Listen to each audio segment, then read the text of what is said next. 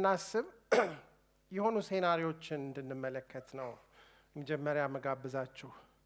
ምንም ለውጥ የለም በቃ ለውጥ ቀርቷል ቢባል ምን እንሆናለን? ምንም ለውጥ የለም። ለውጥ ባይኖር ልብስ አትለውጡም፣ ምግብ አትለውጡም። ዛሬ የበላችሁት ላይ ይቆማል፣ በቃ እሱ ነው የሚደጋገመው። ቦታ አትቀይሩም፣ እዚሁ ነው የምታድሩት የምትውሉት። ማለት ማት የሚለወጡ ነገሮች ሁሉ ባይለወጡ ማታው አይለወጥም አይነጋም ማለት ነው። ልክ እዚህ ጋር ቢቆምና ከዚህ በላይ ምንም ለውጥ የለም ብንባል ምን ይውጠናል? መሞትም አይቻልም፣ ምክንያቱም ለውጥ አይቻልም።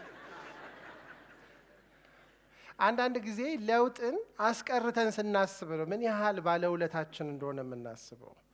ክረምትና በጋ፣ ሳቅና ለቅሶ አስቡ። እየሳቀ ያለው እኮ እየሳቀ ቢቀጥል ሳቅም በጣም ያማል ታውቃላችሁ። አንዳንዴ የሚያለቅሰውም እያለቀሰ ያኮረፈውም እንዳኮረፈ የተጣላውም እንደተጣላ።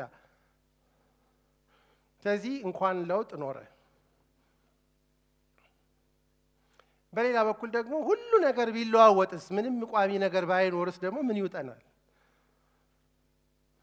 ጠዋት ስትነሱ ፊታችሁ ቢለዋወጥ፣ የቤተሰባችሁ ጾታ ቁመት እየተቀያየረ ጠዋት ስትነሱ እንዴትስ ታውቃላችሁ? ሁሉ ነገር ቢለዋወጥ፣ አረ እንኳን አንዳንዱ ነገር ደግሞ ቋሚ ሆነ።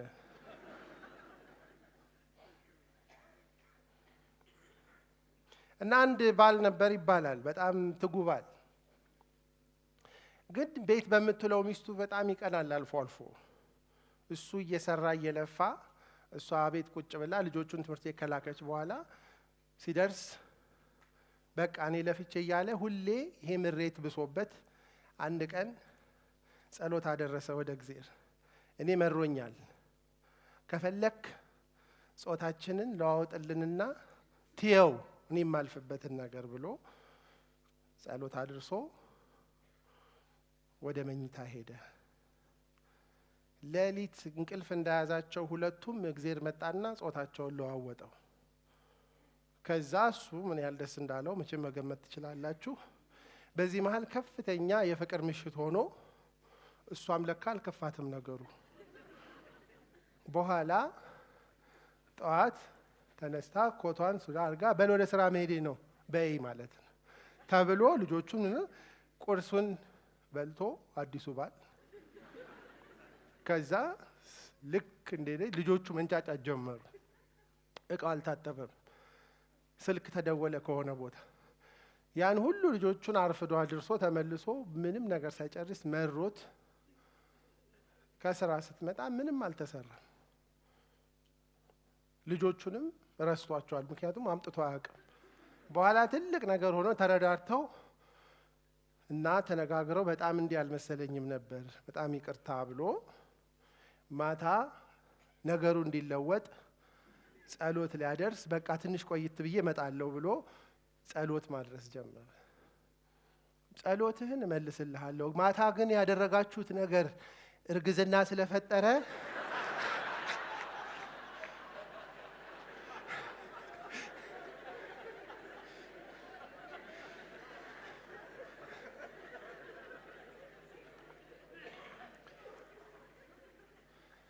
ስለዚህ ለውጥ እንደምናስበው እንደምንመኘው አይደለም። ደግሞ እንደምናስበው እንደምንመኘውም ነው። ሁሉንም ነገር እኛ መለወጥ ቢኖርብን ምን ይውጠን ነበር? የምታነጉትም የምታመሹትም ሁሉንም ነገር መለወጥ የእናንተ ድርሻ ቢሆን፣ ለውጥ ያለ እናንተ ራሱን ማስተዳደር ባይችል ምን ይውጠን ነበር? ምክንያቱም መቼ እናርፋለን? ደግሞስ ገልብጠ ነው ምንም መለወጥኛ ባንችል ለውጥ በራሱ ብቻ ቢሆን ኖሮ ለምንስ እዚህ እንመጣለን? ለምንስ እንማራለን? ብዙ ነገሮችን የምናደርገው መለወጥ ስለምንችል ነው። ደግሞ ብዙ ነገር ማድረግ የቻልነው እኛ ሳንሆን ለውጥ ደግሞ ከኛ ቁጥጥር ውጭም ራሱን ስለሚመራ ነው። እኔ ስለ ለውጥ ሳስብ ባለፈው ሰሞን ላይ ያው ምንጭም ታውቃላችሁ ከዚህ መብራት ቀጥሎ የኔ ነገር ነው የሚያበራውና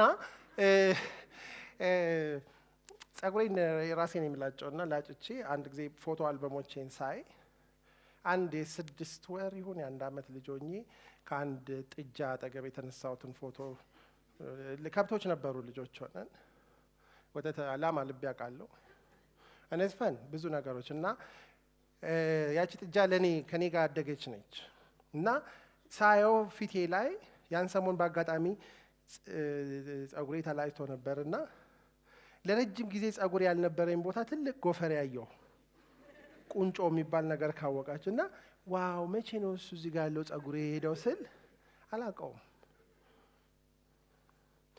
አንዳንድ ለውጥ በቅጽበት ይሆናል፣ አንዳንድ ለውጥ ደግሞ በሂደት ይሆናል። ሁለቱም ግን ለውጥ ነው። አንዳንድ ለውጥ በፍሰት ይሆናል፣ አይመለስም፣ ሊኒየር ነው።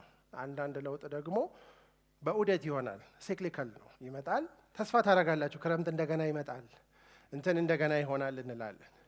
ለውጥ በጣም ቢዩቲፉል ነገር ነው። ስለዚህ የመጀመሪያው ነገር ከለውጥ ጋር ራሳችንን ስናስብ ለውጥ አይቀሬም ነው፣ አይምሬም ነው፣ ደግሞ መልካም ነገር ነው። ከለውጥ ጋር ጠብ አያዋጣም።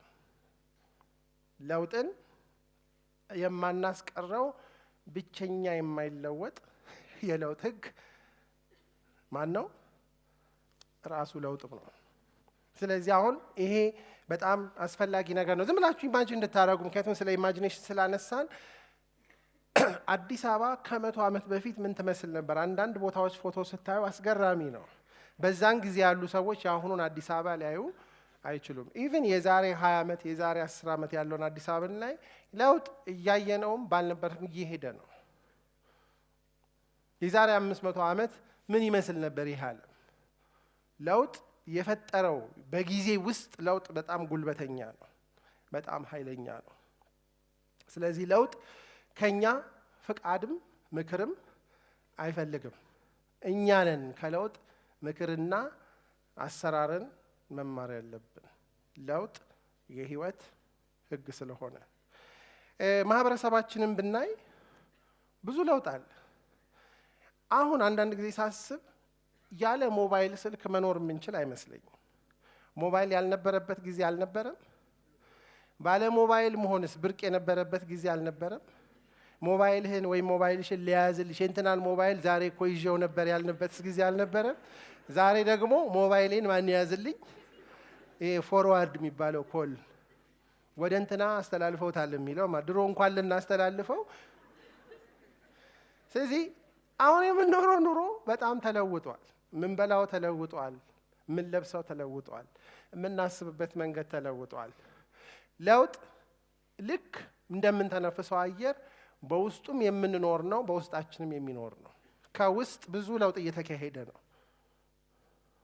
ከውጭም ብዙ ለውጥ አለ። ስለዚህ ለውጥን መውደድ ያስፈልጋል። ታዲያ ምንድነው የኛ ድርሻ ብለን ብናስብ በለውጥ ውስጥ የሚኖረንን ሮል ሚና እንወስናለን እንጂ ለውጦች ላይ ብዙ ያለን ሌላ። ለውጥ በሚሆንበት ጊዜ በግላችንም በማህበረሰብም በቤተሰብ ውስጥም የለውጥ ጸረ ለውጥ መሆንን ለውጥን ልንቃወም እንችላለን። አንታይ ቼንጅ አቋም ልንወስድ እንችላለን። ወይም ደግሞ ለውጥን ሲመጣ ሰየው ብለን የለውጥ ሐዋርያ እንደሚባለው ለውጥ መር ለውጥን ኬተር ልናረግ ልናሸረግድ ለለውጥ እንችላለን። ኦፍ ኮርስ ለውጥ ሁሉ ጥሩ አይደለም፣ በኋላ እናየዋለን። በዛ መሃል ግን ብዙ የሚባለው ምንድነው? ምንም አይነት ለውጥ ቢመጣ በዚህ በኩል 1-2% ወይም 5% ይቃወማሉ። በግልም የሆነ ፓርታችን ያንን ለውጥ እምቢ ይላል። በግል ስትወስዱት፣ በግሩፕ ስትወስዱት ደግሞ የሆኑ ሰዎች በዚህ በኩል ይሆናሉ። በሌላ በኩል ደግሞ ለውጥ ሲመጣ ምንም አይነት ለውጥ ቢመጣ ደግሞ ያንን የሚያራምድ የሚፈልግ ሰው ወይም ደግሞ አንዳንድ ጊዜ በራሳችን ላይ የምናመጣው መዘዝ ለውጥ በራሳችን ላይ እንኳን እኮ አለ። ልክ እንዳልሆነ እያወቅን የሆነ የምንጎለጉለው የምንጎተጉተው ለውጥ የለም እንዴ? አለ እኮ አይደል? አሉ። ስለዚህ ለውጥ ላይ ሁለት ጫፍ አለ። ለውጡን ፋይት የሚያደርጉት እነዚህ ማይኖሪቲ ወይም ትንን አናሳ የሆኑት ናቸው። በዛ መሃል ለውጥ መምራትና መስራት የማይፈልጉ ግን ለውጥ ካለ ቶሎ የሚሳፈሩ ሰዎች ደግሞ አሉ። 20% ይሏቸዋል። ለውጥ ደግሞ ሲመጣ ሁሉ ጊዜ በር መዝጋት የሚወዱ አይቃወሙም። አፋውተው የሆነ ትንሽ ነገር ጣል አድርገው ማደናቀፍ፣ ይሄ ነገር ይታሰብበት፣ ይመርመር፣ ይጠርጠር፣ ይበርበር የሚባል የተቃዋሚ አጃቢዎች አሉ። ይሄ የህይወት ህግ ነው። ግን የሚገርማችሁ ነገር እነዚህ ሁሉ ተደምረው ሌላውን አይበልጡም። መሀል ላይ ደግሞ ክምር የሆነ እንትን አለ። ምንድን ማስ ይባላል። ሳይለንት ማስ እንዲህ ይላል።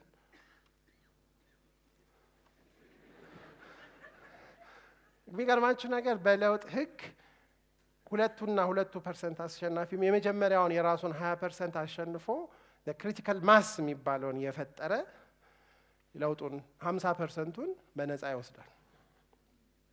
ይሄ በግላችንም ነው። የተለያየ ነገር ውስጣችን ኮንፍሊክት ሲፈጠር በለውጥ የምንፈልገውን ለውጥ በእውቀት ከሞላ ነው ያኛው ለውጥ ያሸንፋል። ላንን እውቀት ግን ካልሞላ ነው፣ በኢግኖራንስ ከሞላ ነው፣ በባያስ ከሞላ ነው፣ በተለያየ ነገሮች ከሞላ ነው ደግሞ ኔጌቲቭ ቼንጅ will happen።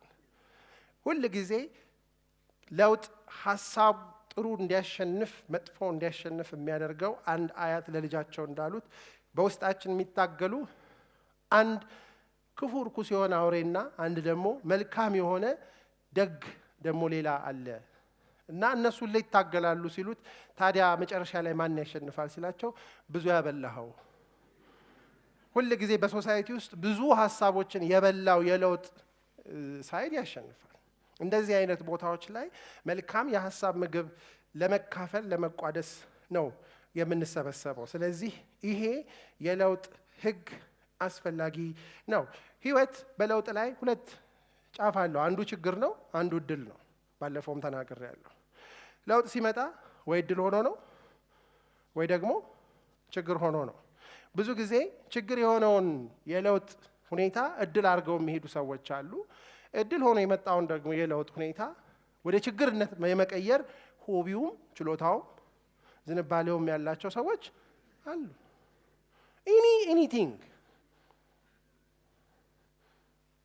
ስለዚህ ምንድነው እሱ የሚወስነው ታዲያ ይሄንን ችግሩን ወደ እድሉን እድል እንደሆነ እንዲቀር የሚያደርገው ስንል ሐሳብ ነው። እድልና ችግር በራሳቸው ምንም የሚፈጥሩት ነገር የለም።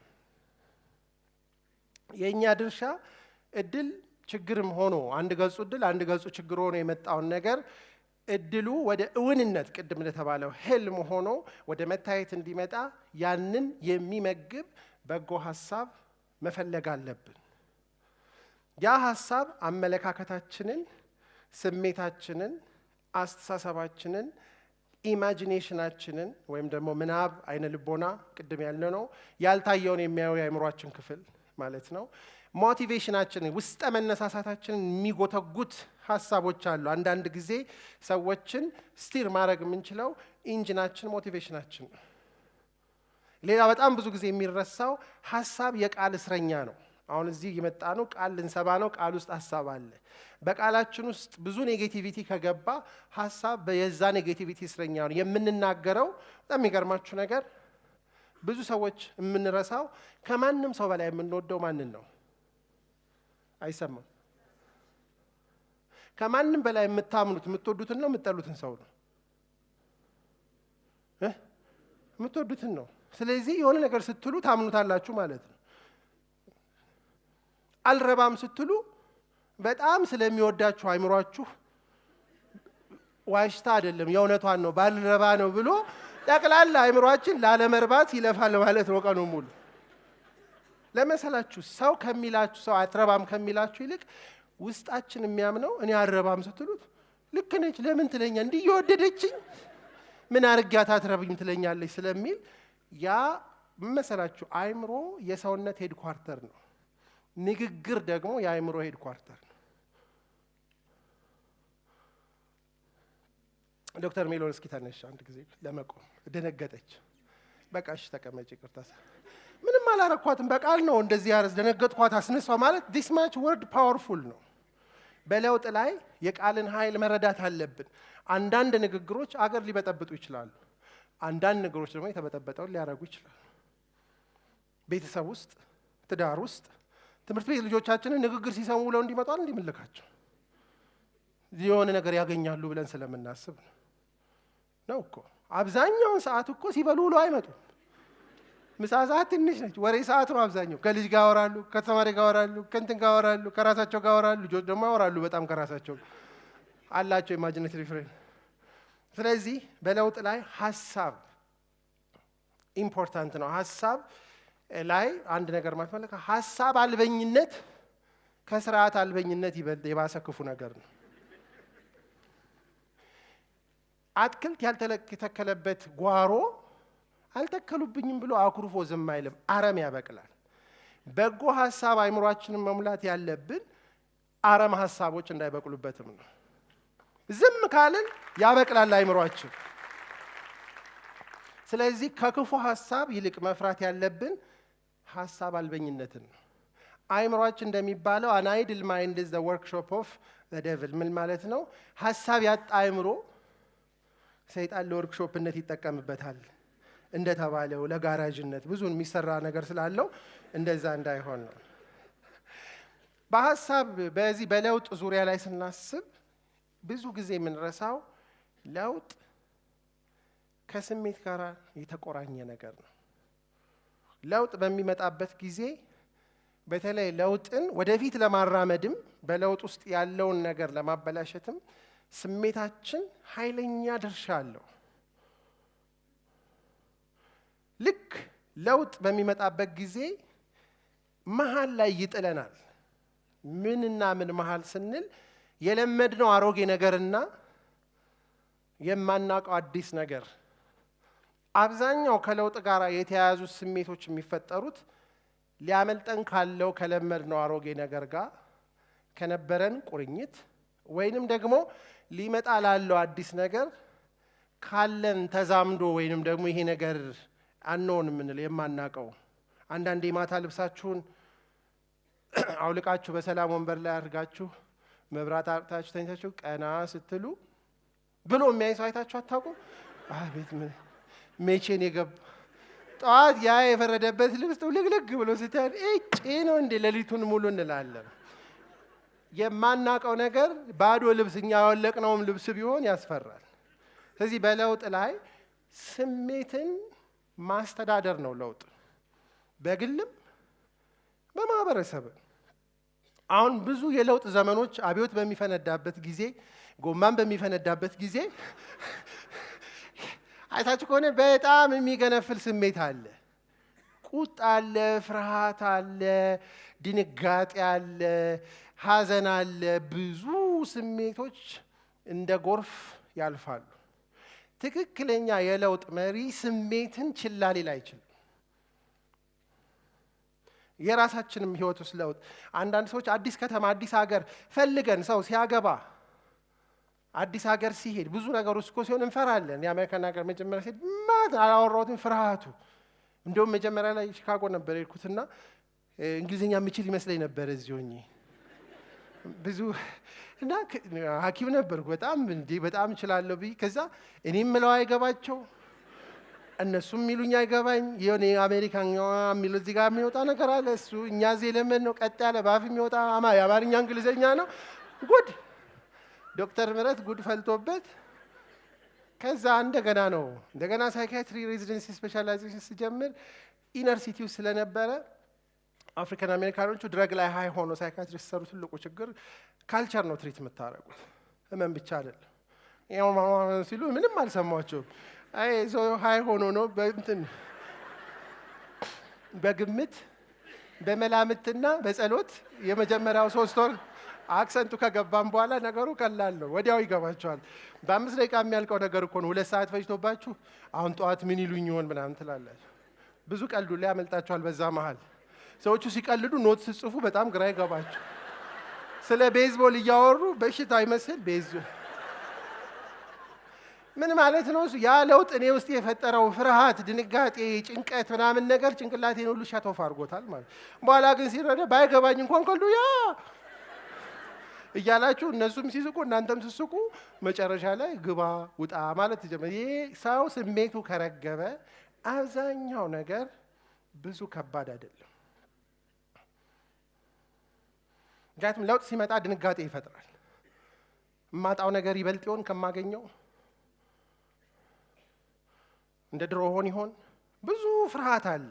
ፊር ማኔጅድ ካልሆነ ፍርሃት ችግሩ ምንድነው መሰላችሁ? በትክክል ካልተያዘ ፍርሃት ቁጣ ይፈጥራል። ብዙ የሚቆጡ ሰዎች፣ በጣም ዕቃ የሚሰብሩ ሰዎች ውስጥ ፍርሃት አለ።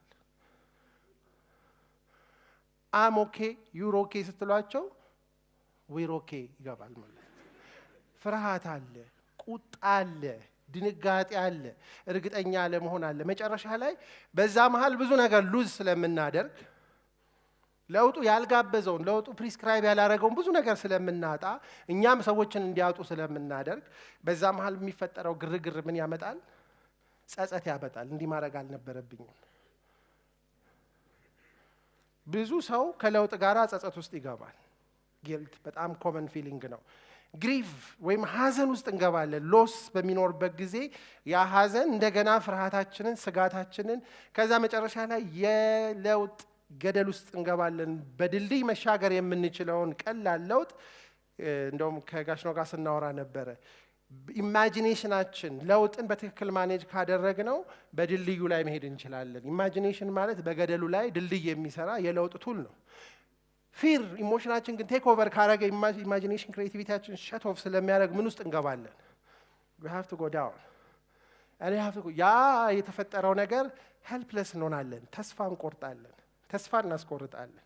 ነገሮችን ሁሉ አይሆኑም ወደሚል እምነት ውስጥ እንገባለን። ከዚህ በኋላ ነው እንግዲህ ረጅም ጉዞ ውስጥ እንገባና ለውጥ መፍራት እንጀምራለን። ችግሩ የአንድ ለውጥ ጦሱ እዛ ላይ አያቀባም። ሌላ ለውጥ ሲመጣ ትዝታ የሚባለው ነገር ደግሞ ለውጥን ፈሪዎች እንሆናለን። እግሩ የተሰበረ ሰው ዝላይ ይፈራል። ለምን? አዲሱ ዝላይ ስለሚሰብረው አይደለም፣ የድሮውን ስብራት ስለሚያስታውሰው ነው። እኛ እንደ ሀገር ብዙ ከባድ ለውጦች ውስጥ አልፈናል። አንዳንድ ጊዜ አሁን አንዳንድ ለውጦችን የምንፈራው አሁን ያለው ነገር ብቻ ሳይሆን ብዙ ትዝታ ስላለን። በጣም በከባድ ነገር ውስጥ ያለፉ ሰዎችን ስታዩ ቀላሉ ነገር ከባዱን ነገር ይቀሰቅሳል። ስለዚህ ምንድነው እያልኳቸው ያለው? ለውጥ ግን መጥፎ ስሜት ብቻ አይደለም ያለው። ለውጥ በድልነት ከታየ ኤክሳይትመንት ይፈጥራል፣ ኤነርጂ ይፈጥራል፣ ሂዩመር ይፈጥራል። አንዳንድ ፋሚሊዎች አጀስትድ የሆኑ ለውጥ ሲመጣ ይስቃሉ። ችግር ሲሆን ክትፎው ምኑን ቁርጡን እና ድግሱን የለመዱ ሰዎች ወደ ቂጣ ዞን ሲዘዋወሩ የሚገርም ቂጣ ነው አይገርምሽም? ይሄ እኮ በር ብናረገው ራሱ ሲባል አይን ቂጣ በር አድርገን ምን ልንበላ ነው? ይልቆም መስኮት ብናረገው ይሻላል ብለው የቀረውን ሲበሉት ተስቆ ከክትፎ በላይ ሆድ ይሞላል። ለምን? ለውጥ ሂዩመር ይፈጥራል። ለውጥ አዲስ ወዳጅነት ይፈጥራል፣ አዲስ ኮኔክሽን ይፈጥራል። ግን የትኛውን ስሜት ነው የምንንከባከበው? የትኛውን ስሜት ነው ማኔጅ የምናደርገው? ስሜት በጣም ኢምፖርታንት ነው። ምክንያቱም ምን የሚባል አባባል አለ፣ ሐሳባችን የስሜት ማለት ስሜታችን የሐሳባችን ባሪያ ነው፣ እኛ ደግሞ የስሜታችን ባሪያ ነን። አያችሁ? ያገባነው ሐሳብ ስሜታችንን አሁን ለምሳሌ ይሄ ነገር ጥሩ አይደለም እንትን ሊያደርግ ነው። እስቲ ለምሳሌ ከኋላ ያለውን ሰው እዩት። አላያችሁም? ትላንት ባለፈው ከኋላ ያለው እዩት፣ ግድ የለም እኔም ወደ ኋላ ያለው ሰው የለም እንጂ አንድ ሰው እዩ። አላያችኋቸው? ሞስት ላይክሊ አታውቋቸውም። የምን ብሔረሰብ ሰዎች እንደሆኑ ታውቃላችሁ? ሃይማኖታቸውን በፊታቸው ማወቅ ትችላላችሁ? ጥቂት አመተን ነው የሆኛውን አንዱ እንደዚህ የሳልናቸው ስዕሎች አሉ፣ ያልተፈተሹ ማለት ነው። በሰማነው ነገር ላይ የፈጠርነው ስሜት አሽከሮች ነን። የሰማነውን ነገር መቀየር ስንችል ስሜታችን በዛ ሲቃኝ እኛ ደግሞ የስሜታችን ምንድነን?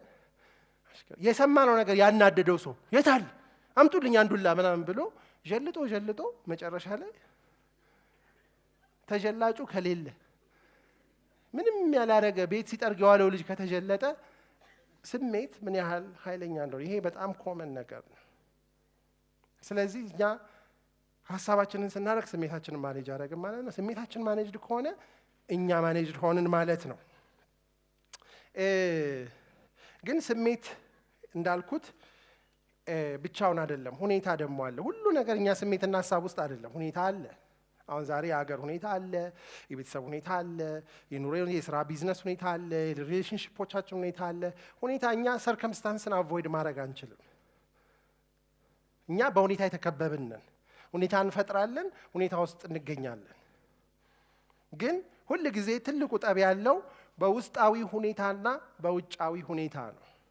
ብዙ ጊዜ ማኔጅ ለማድረግ የምንጣጣረው የውጭውን ሁኔታ ነው። ምናነበው ዜና የትኛው ሁኔታ ነው?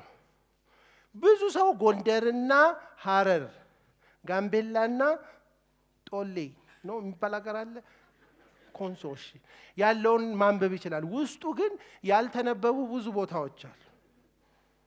ስለዚህ ሁኔታ ስንል የውስጥ ሁኔታችንን መገንዘብና መረዳት ስንችል የውጭውን ሁኔታ as is objectively እንዳለ ማየት እንችላለን። ስለዚህ የውስጣችን ሁኔታ የውጭውን ሲያሸንፍ ችግር እድል ይሆናል።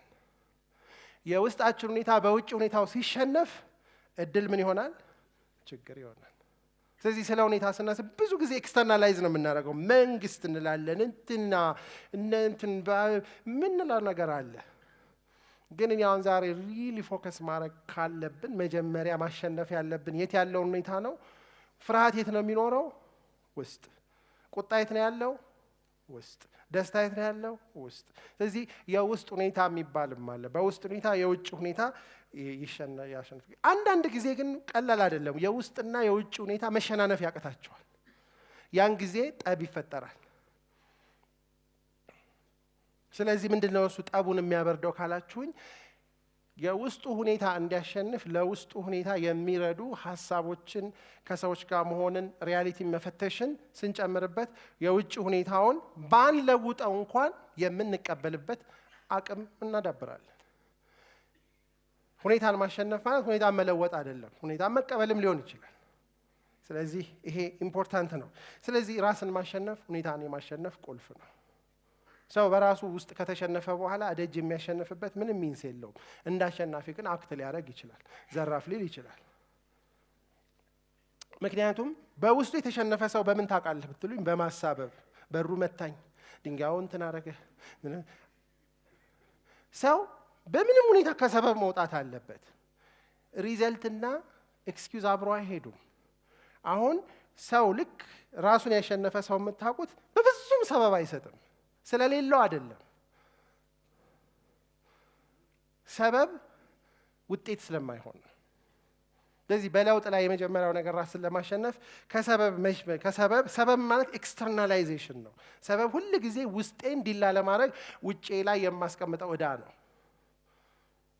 ከባድ ለውጥ ነው በሰዎች ውስጥ ያ የሚፈጥረው። የሌሎች ድርሻን መርሳት አንችልም። ቤተሰብ አለ፣ ጓደኞች አሉ፣ ሀገር መሪዎች አሉ፣ የሃይማኖት መሪዎች አሉ፣ ሚዲያ ላይ ያሉ ሰው ብዙ ነገር አለ። ግን በዛ ኦቨርዌልምድ መሆን የለብንም። ያንንም ደግሞ ዲናይ ማድረግ የለብንም። አንዳንድ ጊዜ ደግሞ ዋናው እኔ ነኝ ውስጤ ነው ምናምን ማለትም የለብንም። ውስጣችንን ካሸነፍን በኋላ ግን ወደ ምን መሄድ አለብን? ወደ ውጭ መሄድ አለብን። ምክንያቱም ውስጣችንን የምናሸንፈው ዋንጫ ለማግኘት አይደለም፣ ውጫችንን ለመለወጥ ነው። ሰርከምስታንስ አር የኛ የውስጣችን ሪፍሌክሽን ናቸው። ሁኔታ ሰው አይፈጥርም፣ ይፈጥራል በትንሹ ግን ከመፍጠር ይልቅ ሰው ይገልጣል። ያ ወንበር ሰው ያበላሻል ይባላል። የቱ? አንዳንድ ወንበሮች አሉ ሰው በጣም ጥሩ ሰው ነበረች ወንበሩ እንላለን።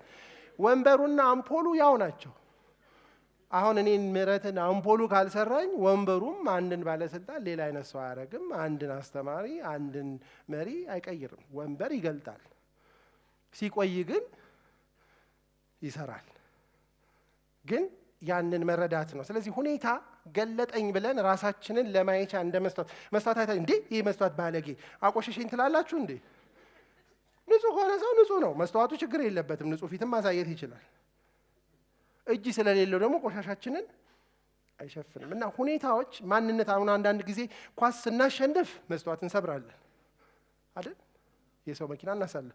ስንሸነፍም ችግር ነው። ብዙ ጊዜ ደግሞ እኩል ስለማንወጣ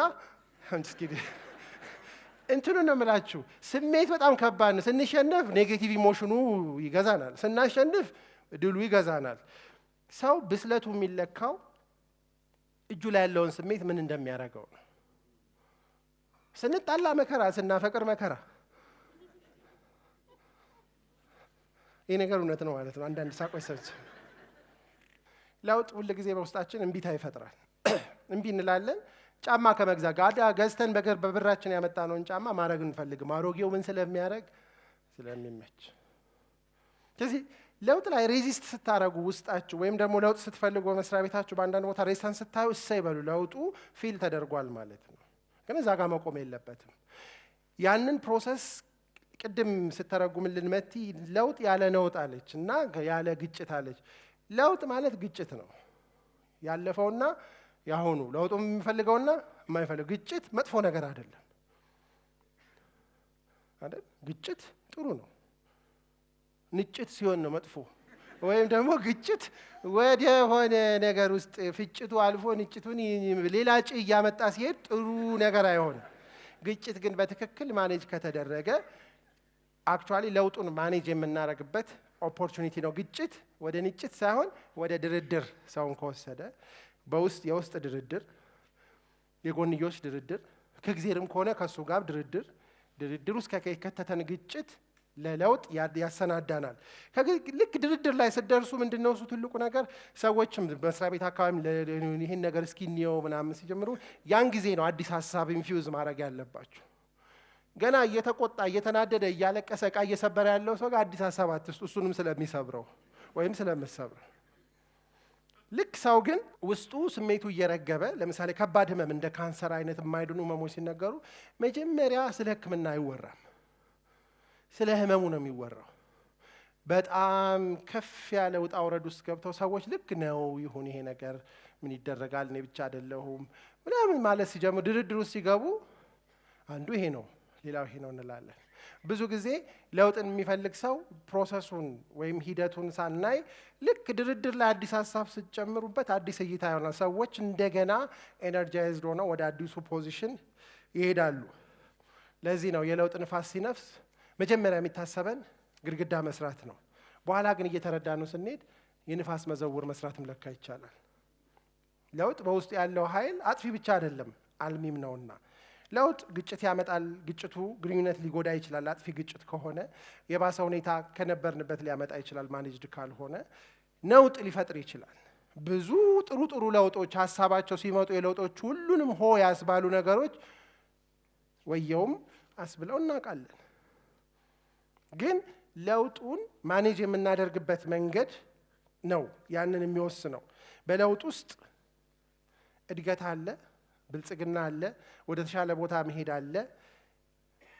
ያለፈው ለምሳሌ አሁን በህይወት ዘመናችን እያደግን ስንሄድ ቲኔጅ ይር ስንደርስ በጣም አስቸጋሪዎች ነው ብዙዎቻችን አይደል?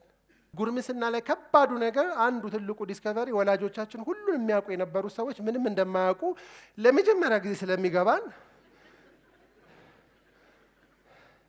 ትልቅ ግጭት ይፈጠራል። በዛ ለውጥ ጊዜ ነገሩ እኮ እድገት ነው። ወላጅ እኮ ያንን ልጅ ሲያበላ ያችን ልጅ ሲያስተምር የከረመው እኮ ጎረምሳ እንዲሆን ከዛ መከራ ከዛ ደግሞ እሱን አልፈው ደግሞ ቤት ጥለው ሊሄዱ ሲሉ ያን ሁሉ እኮ ያስተማርነው ማትሪክ ካላለፍ ፎር ነው ዋናው ምናምን ስንል የነበረው እኮ ከቤቴ ሊያባረርሽ እፈልጋለሁ ለማለት ነው።